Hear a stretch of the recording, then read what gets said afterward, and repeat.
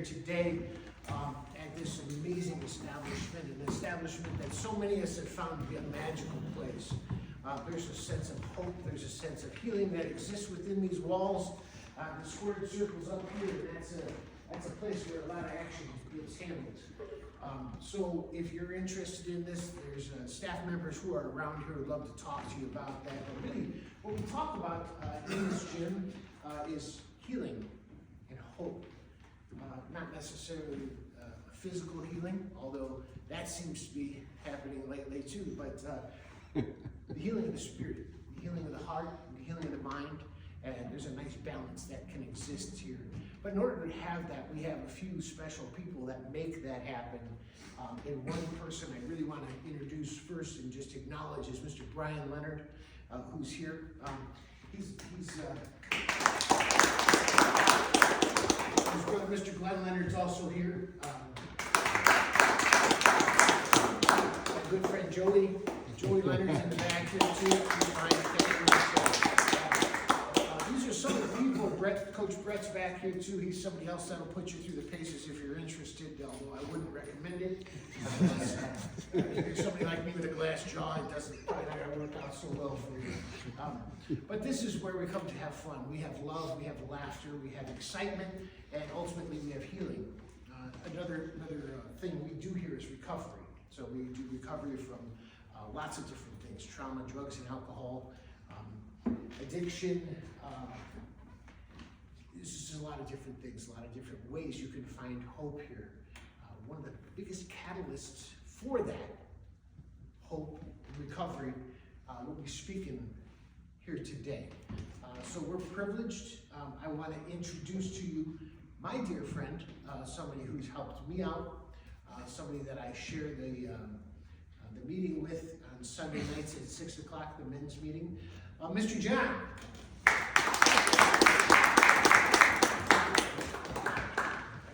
Thank you, everybody. Thank you, Chris, for that. It's been great. And thank you all for being here today. My name is John Duzansky, and I am an alcoholic. Hey, John. Hey, John. And my sobriety date is April 11, 2015. A good friend of mine told me that it's important to highlight that date because it's two things. One is to show where we've come from, where that kind of miracle has happened, and where we've come from. And the other side of it is to give hope to people that, hey, this does work. Hey, it is possible. And that is something that I think is very important. So when I first started talking to Gabby about being here and doing this talk, and before I get started too, volume has never been one of my problems, so if you can't hear me, please wave and I'll try to speak up.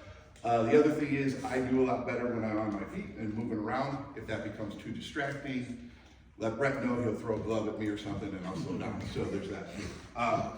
But when Gabby first talked to me about doing this talk, she asked me what I wanted to call it. And for me, that was pretty easy. I get to. Now, a little sidebar, if you're in the logo product business, if you come up with something that you really like or you think is catchy, you can get it printed on just about anything. And as you see, I took advantage of that. So when I first started wearing the shirt though, some people would see it and they'd give me this knowing nod. And other people would see it and they'd look confused for a second. They'd wait for me to turn around and say, to see what I get to do. And that's not what the message is about. It's not about getting to do one specific thing. It's about a mindset. And I want to kind of talk about that mindset to start here. When you wake up in the morning, you think about your to-do, everybody starts thinking about their to-do list. Here's what I have to do today. I have to get up, I have to go to the gym, I have to take the dogs out, I have to go to work, I have to clean the house, I have to make dinner. And as you go through the day, those have-tos start to weigh on you. They become this burden on you, and instead of being something that you're looking forward to doing, it's something that you have to do. And that gets heavy. And life by itself is heavy. Every day is going to be heavy. There's going to be things out there that are going to cause stress and cause strain. And so adding to that, not something we really need to do. So next time you find yourself saying, I have to, try switching that to I get to. I get to get up in the morning and take the dogs out. I get to go work out. I get to go to work. Because that simple little switch takes it from being a burden to being something that you're grateful for. It takes it from a heaviness to a place of gratitude, because you know what? Not everybody gets to do what we get to do. And so being grateful for what you have and being grateful for the opportunity that are in front of you is something that I think it's how I try to model my life every single day.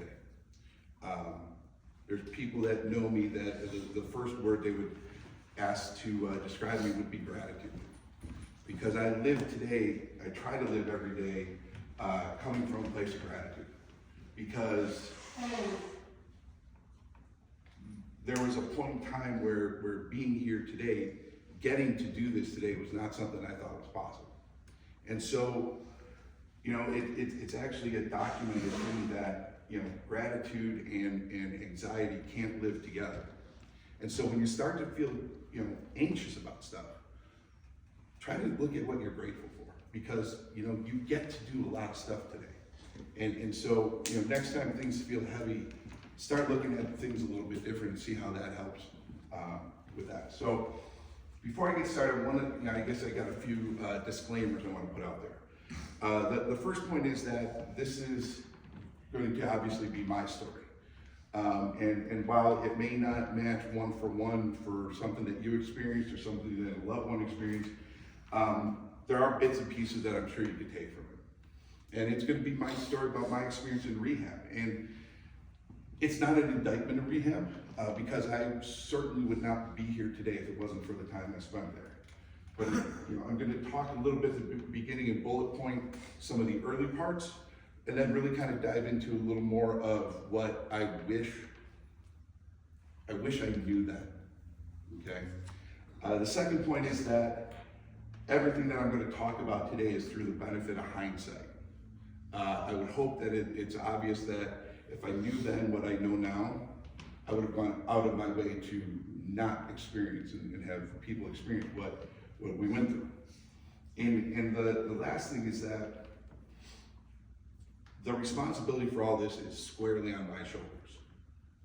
There was things in my life that I was not ready to deal with. I didn't know how to deal with it. And instead of, you know, stepping up and actually dealing with it, I hid from it. And that's on me. You know, that's on me to do. And so I have accepted that responsibility, and I understand that part. So, I know what I get to, so that's another thing with that. All right, so to start, I was born and raised on the northwest side of the city. Grew up 2-bedroom, 1-bathroom city bungalow, where I shared a room with my 2 younger brothers up until the day I got married. Had a good childhood. I mean, grew up, you know, close to a lot of family. We did a lot of things together. There was what you consider, I guess, what I consider a very normal life. The one thing that I will say that I took from my younger years that I still carried with me into adulthood and even today is the worst thing that I could hear from somebody was, I let you down. I disappointed you. My dad was a big guy, big heavy hands, and you know, there was a time where, you know, you got a crack every once in a while when you needed it. And I would have taken 100 of those than rather hearing the disappointment, that I was a disappointment. But so, you know, grew up, went to Catholic high school, went to Catholic college. There I met my wife 30 plus years now, and you know, thought everything was going the way, you know, everything was going the way I wanted it to go. Graduated college in May of '92. We were engaged in January of '93, married in September of '93, and our oldest daughter was born in November of '94. And we went on to have our son and 2 more girls after that, 4 kids. That was the family that I wanted. That was the life that I had hoped to create for us. And at that time, in between child 1 and 2, I also went to work for the company that I still work for today. Great situation. This year at our company, we're celebrating our 100th year. I've been with them for over 30, and it was a great situation. And I was in sales, or I am in sales, and one of the things that went on when I was there, and one of the things I realized is that I was really good with ideas. I had a lot of great ideas. Where I fell short was that I was the execution side. I was good from point A to point like G. Sometimes I didn't even get to like maybe Q, but I could never get to Z. I could never get to the end, and that was a problem. That became a problem because I never felt like I was realizing my true potential. And there was always something that would pop up. There was a roadblock that would pop up that I didn't want to deal with or know how to deal with, or somebody else would say something and derail the path that I was on. And so a lot of these ideas went unfinished. And then it was time for the next idea, then the next idea. And if there's any Cubs fans in the room, I was the perpetual Cubs mindset of that period where, wait till next year. Wait till next time. This next one, that's gonna be it. That's gonna be the big one. And like the Cubs at that time, next year never came around. And so that created a lot of issues inside of me because that realizing that you're letting people down, realizing that you're not delivering on what you should be delivering on, realizing that you're leaving things on the table, realizing that you're falling short, that weighed on me. And instead of actually taking a look at it and realize that I needed to start finishing things, it just made me dig in more and say, my ideas are great, and I need to focus on, and I'm gonna do, okay, well now here's the next idea. And so that went on for a number of years, and with that, it brought a lot of strain in a number of different relationships, in a number of different parts of my life. People at work were frustrated, people outside of work were frustrated, and I didn't want to see what that was doing, and I didn't understand necessarily how to fix that. And then 2007 came, and this is right after my youngest was born, a year after my youngest was born. And I had the idea to beat all ideas. See, I knew a lot of people that were really successful, and I knew a lot of people that were doing really well for themselves. And one of the things I realized that they all had in common was that they were their own boss. They didn't have anybody there to derail them. They didn't have anybody there to kind of slow down the roll. And I became convinced that I became my own boss, I could then be that successful. So in 2007, I met a guy that was looking for a partner to do a business and jumped at the chance. And I think it's safe to say that after jumping at that chance, every decision that came along, I made the wrong one. From not vetting out my partner and realizing that he was full of crap, from just how I put my focus on things. It was all just a series of wrong choices. And instead of learning along the way, it made me, inside it made me more stubborn. I really had to succeed at this. I really had to show people that, you know what, I am successful. I can do this. And, a year or so into that partnership, I had another opportunity drop into my lap. And this was going to be even better. This was going to be the even better part of it. And I entered into another partnership that I had no business being in, dealing with people that I had no business being in business with. And again, it was this thing where I held so tight to the idea that I had to do this, that I made all the wrong choices. Instead of realizing where I fell short and letting other people step up and help me, I dove in harder. I was going to be the bookkeeper. I was going to be HR. I was going to be the sales guy, and I was doing everything, and I did none of it well. And in 2010, the house of cards that I built that was holding this whole thing together started to crumble, and it started to fall down. And everything was coming apart. And remember the comment about disappointment, letting down? Everybody down was telling me what a disappointment I was. Everybody was telling me what a failure I was. Some were saying it not so nicely. Those second set of partners, they weren't shy about telling me exactly how I was letting everything down. And I froze. I quite honestly froze. Emotionally, I had no capacity to deal with what was going on. And it was at this point where I can still remember having a drink and realizing that it made those voices stop. And realizing that my brain quieted down, and realizing that I wasn't a bad guy then. And that made me feel good. That made me feel that way. And I could not replicate that feeling otherwise. And so, as things started to deteriorate, as things kept going and the road kept falling down, and eventually that led to bankruptcy, eventually that led to me shutting everything down and going back to work for the company that I came from, those voices kept coming. Those voices kept coming. And I, started reaching for my new friend. Because that new friend was the only thing that kept those voices down. And so, when it all came around, I went back to the company, and to a lot of people, it was the prodigal son story.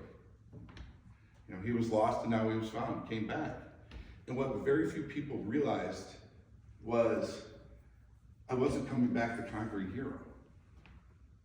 I had to lose everything to come back. Because if I had done things right, I wouldn't have come back. I would have been successful. And so I had to lose everything when I did that. And one of the things that you come to realize is that, the expectations are out there. And I had a hard time with the expectations, because inside, I didn't know how to do things the next day. Inside, I didn't know how to step away from things. What I had just found out, though, is I knew I had a friend and a way to hide from it. And that's when things just kept spiraling and getting worse and worse. And for people that have experienced addiction, for people that have or experienced this either themselves or with somebody else, I call it the merry-go-round from hell. You want to get off of it, but you don't have a clue as to how. And for me, what I realize now and what I saw, what I can see now is how much of my life was dictated by fear. I was afraid of everything. I was afraid of failing. I was afraid of letting people down. And I just didn't know how to deal with that fear. And so I drank over it. And I hid from it. And as things, progressed, I rebuilt back some of the business that I'd left behind, because when I came back, it's not like they handed me my old book of business back. I had to start, I basically, started at ground zero again. And so I started to build some things back. But I was lost inside. And it came to the point again where as the feelings got worse, my coping mechanism got stronger. My friend got closer. And so when I was at the worst point, I used to wake up in the morning and say, who am I going to let down today? Because it wasn't a matter of was I going, if I'm going to. It was just a matter of who was it going to be. I gotta tell you, that's just not a way to go wake up every day. That's not I get to. That's a rough way to approach that. And so that went on until April 10th of 2015, where through the strength she got from talking to somebody else, my wife said, hey, guess what, you're going to rehab. And I was at a point in my life where I went, all right, I knew I was hurt, I knew it was down, and I just knew I wanted it to stop. So I spent 2 days at Palos Hospital in a detox, and then got told, okay, you're going up to a place called Keys for Recovery in Des Moines. I was just kind of going for the ride, okay? And I remember checking in rehab, and then kind of saying, okay, you know, here's your group, go hang with your group for a while. And I came to this group, and I'm pretty sure it was the oldest one by far. But there were people talking, I could sit and listen to them. And there was a couple that must have come in together, and they were leaving together the next day, and I could hear them talk. They were talking about how, well, there's a liquor store down the street, so when we leave here, we can hit there first, and then our dealer lives, 10 minutes away from there, so we can go pick up from him. Okay? And there's 2 other guys over here, and they're talking about debating which jail had the best workout room. And then there was a couple other people talking about which holding area had served the best breakfast. And I sat there, and I listened to all this. And I'm not ashamed to tell you, I judged like hell. I judged everybody. And then I asked the question, what am I doing here? This isn't me. This isn't what I've got. What am I doing here? And so the end of the day came, and we were sent to told to go to our rooms. And I had a room, I was one of the only people, I think I was the only person who had a room by himself. And as I was walking in the hallway to the room,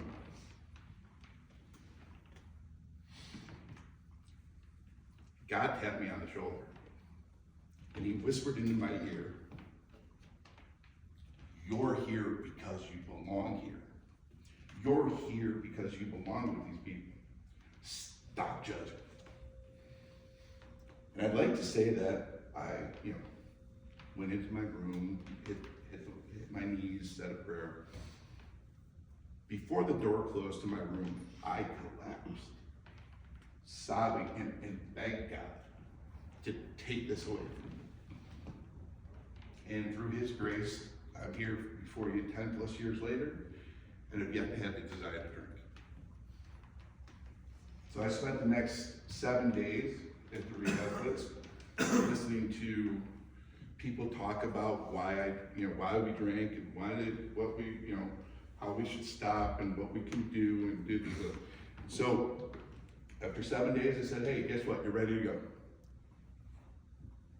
Okay, I'll go. And that's where the story ends, right? Stop drinking. And one of the things that has been said is that some of the time frame outside of drinking, after I was drinking, was actually harder and worse than the time before when I was drinking. And one of the things people don't understand, I've said this before, and the group kind of look at me like surprised. I 100% will tell you, drinking was not my problem. Drinking was my solution. My problem was in here. My problem was in here. And, and I can speak to how my rehab went. There wasn't an exit interview. There wasn't an exit interview where they kind of laid out and said, hey, you know what? You're going to go out there and, you're going to go out there and, there's people aren't going to have expectations of you. You're going to go out there and, while you've been inside here, we've had a team going around and straightening out all the things in your life that were challenging before. They don't talk about that kind of stuff. Because what happens is, what the reality is you're in this bubble for 8 days. This bubble where there's not a chance to drink. Everybody's telling you what you need to do and the best way to do it and how to get there. But the stuff in the outside world is still going on. The stuff that was tearing me up inside was still happening. And now, not only are you going to come out and we've taken away your best coping mechanism, but now there's going to be a new level of expectation. Because to people outside of the rehab, to people outside of the world of addiction, once you take away that problem, life goes back to normal, right? life settles in and everything's gonna go back to the way it was. And I can remember, came home on a Wednesday night, woke up Thursday morning, kids had gone to school, wife's at work. Just me and the dogs. And I went, all right, what do I do now? And I went to a meeting that day and kind of tripped my way through the day, and went the next day, did a little bit of work, and kind of tripped my way through work a little bit, because what I realized at that time, or what I was trying to figure out at that time was, what do I do next? What do I go through next? How do I put this newfound life that I have without drinking, how do I make it work? And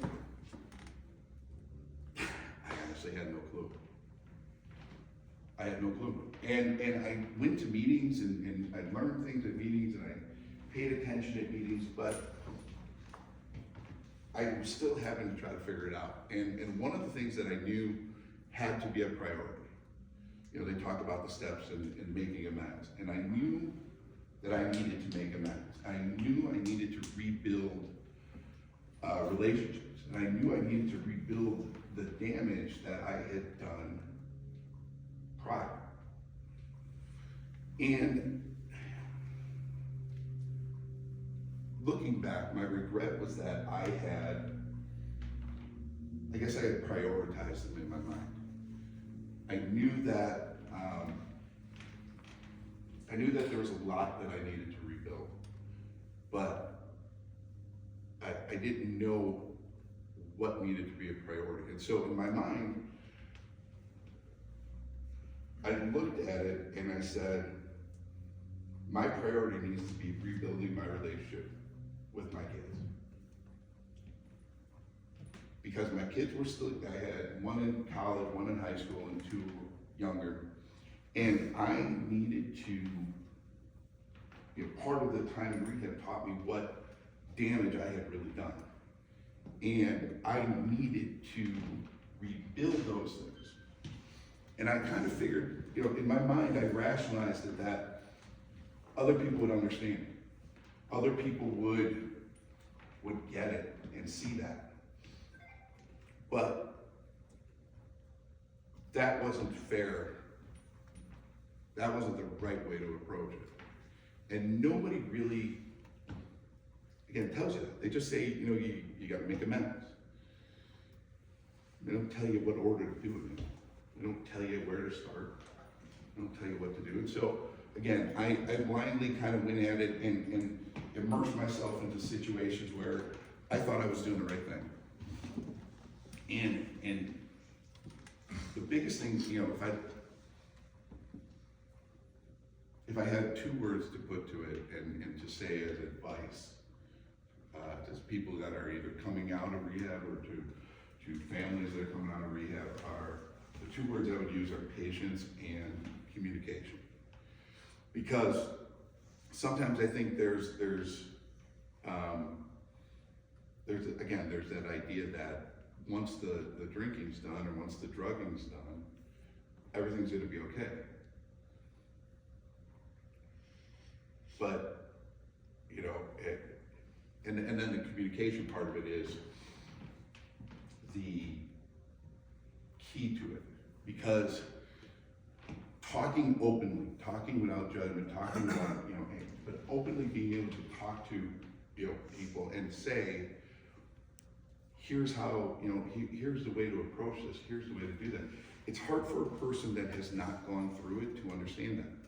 That's why, a program like AA is so important, because I've yet to go into an AA meeting and have somebody share something or share something myself and have anybody in the room go, oh my God. Everybody can relate. It's an understanding. It's people who've been through it before, but those people can't, while they can be with you when you're at meetings, they're not going to be with you all the time. And so you have to kind of figure out how to navigate that. And that takes patience and it takes communication. So I'll say I stumbled through probably about 3 years of sobriety. And, you know, in my mind, I was good. And I would tell you I was good because I wasn't drinking. And that was what I believed was going to be the biggest thing. But what you come to find is what I call the great AA bait and switch. Because you go into AA or you go into recovery and it's to help you stop drinking or drugging or whatever it is. They help you do that, but then when you get there, they tell you, guess what? Now you got to do the other part, which is now you got to fix what yourself.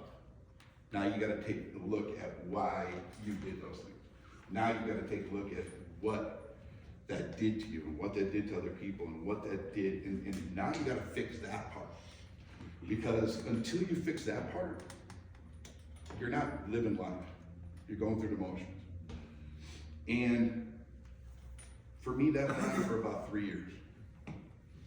And I'm a firm believer that God puts people or situations into your life when you need them the most. And 3 years into my recovery, I was at a meeting and afterwards, one of the guys that talked during the meeting and I felt like a connection with, we kind of approached each other and started talking. And that guy went on to become my sponsor. And I'd had sponsors before, but things didn't work out or whatever. And so I was kind of without, and I was doing this on my own. I was going to meetings, I had friends in the program, but it wasn't until this point that I actually got hooked up with a sponsor who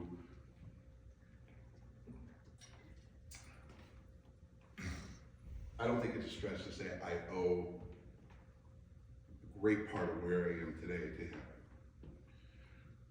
And that's not because he took me, you know, aside and whispered the AA special password into my ear and this special trick that it was going to be.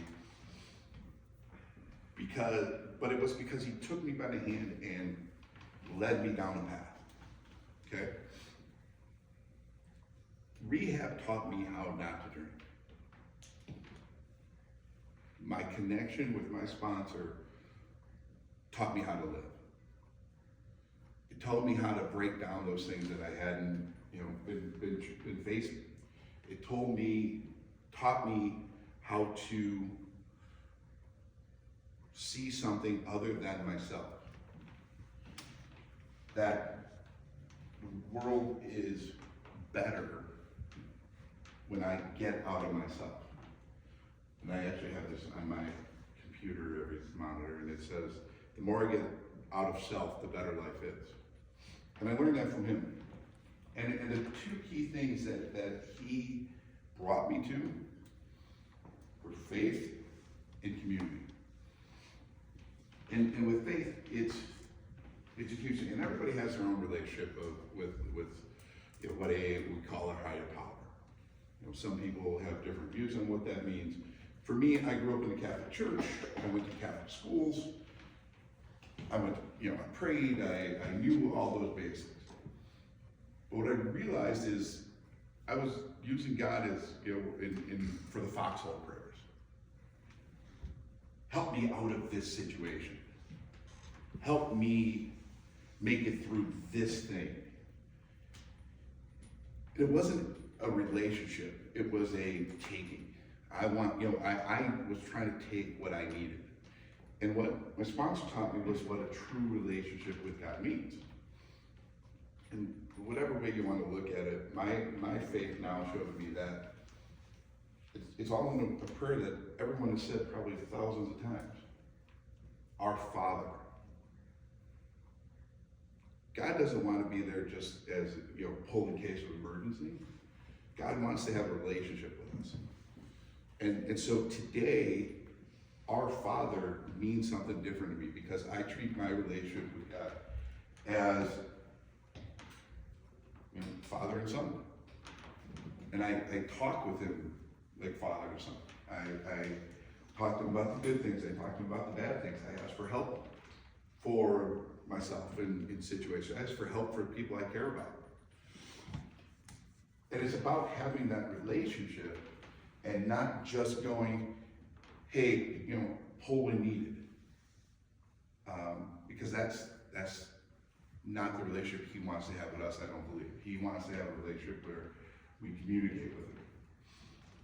And I learned this, response, so again, we started working, I think he invited me to a group that was based out of Parkview Church up in Orland that called Rooted, through a program that was done with a bunch of, 10 other guys that kind of examined that relationship deeper and how to connect and how to look at things and how to pull that into your life more normally. And that was a huge help.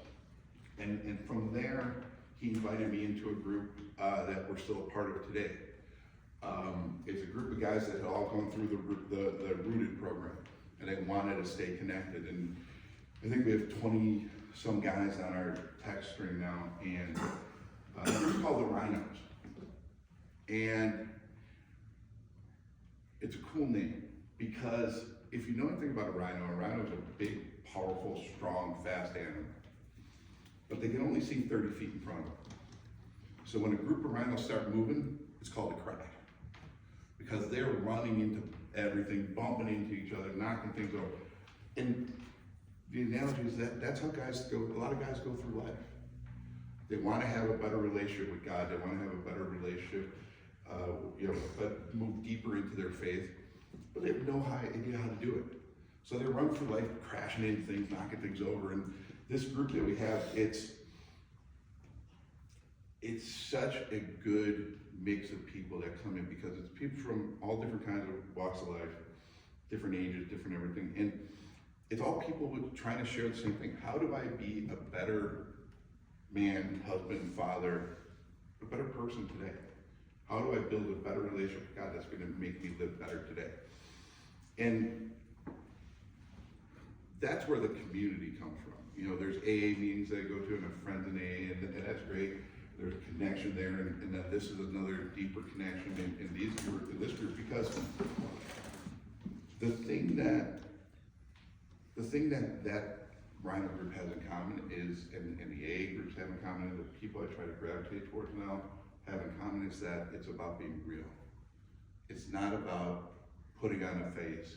It's not about putting on an act. It's not about trying to say everything's great, everything's #wonderful. It's about being real and facing the problems that you have and facing them with other people. What's that saying they taught us when we were kids?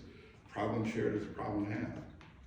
And that's what community means to me today, is being able to go someplace where I can be myself, warts and all, share those things and learn how to be better.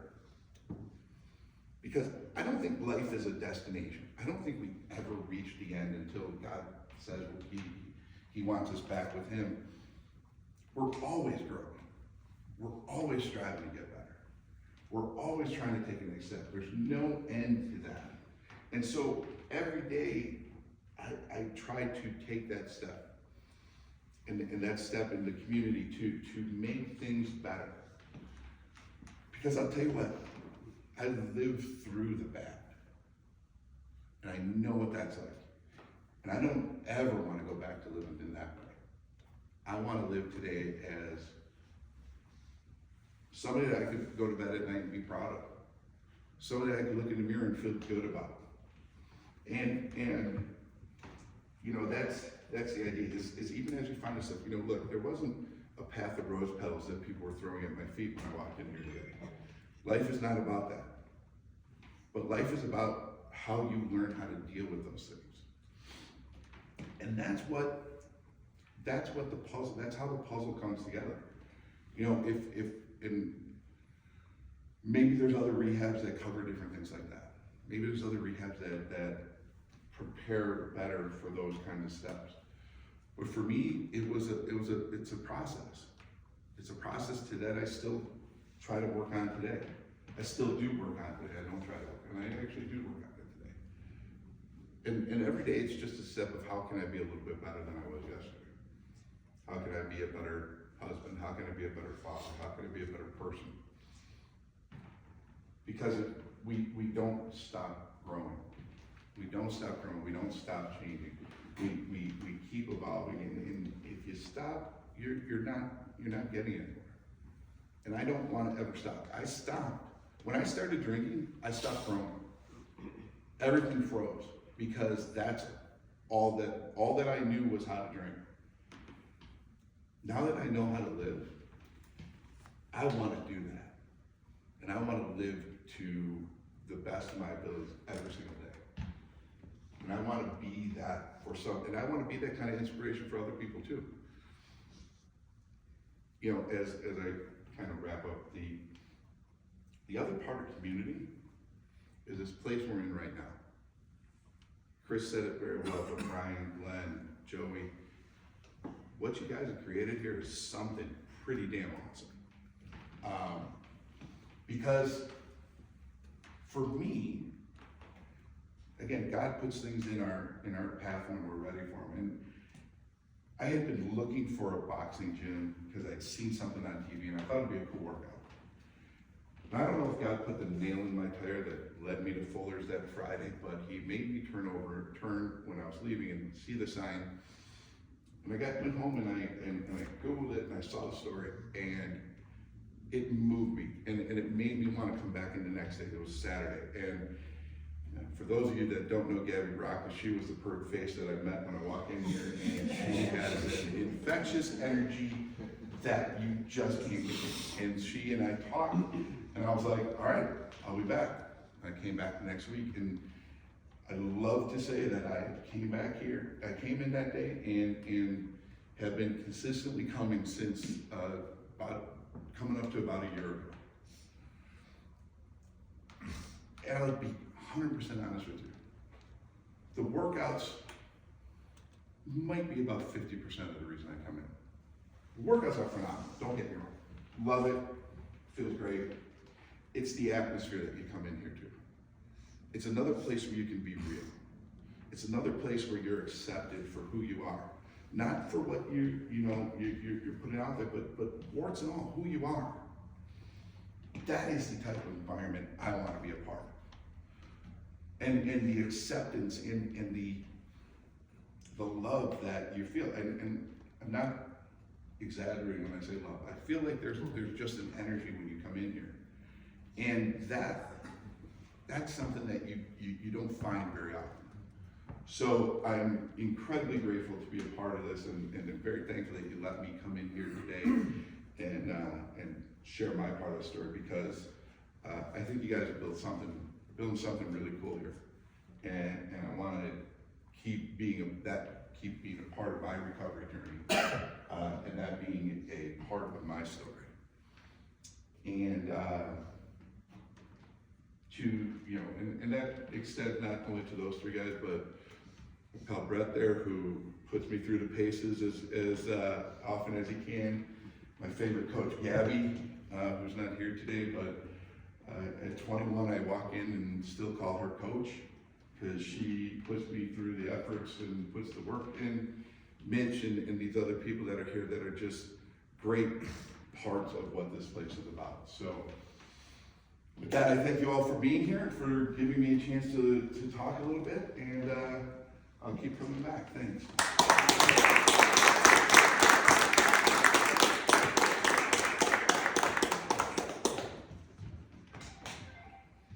Well, that was fantastic. I gotta say, the people come in and they tell their story here, it's just phenomenal. And when their family's here, it's twice as good. We're here a year so far, and he's one of the cogs here. I mean, he's one of the reasons why we're moving along here, because, John comes in, when we need something, John does it, John does our voiceover, John does all these things. He's just part of the family. We have a couple of Leonards here, but he's just part of the family. Our staff has all been through the shit, and so that's why probably there's no judging here, welcoming. When he's telling the story, I think of the throne of Meg's, where they're walking down there blindly, and then someone comes, which is Jesus, and helps them on. And I think your story has a lot to do with that. And I'd say, I really think that's what this gym is. Gym is, we're the road to Emmaus, and people come in and we try to, help them along. But, people like John, if it wasn't for John, it wasn't for Chris, it wasn't for our staff, we wouldn't be here today. So, we, as the Leonard family, we are, this started out of a tragedy, and, it's growing into something that's wonderful. And it's guys like John that, that's doing it. So thank you very much.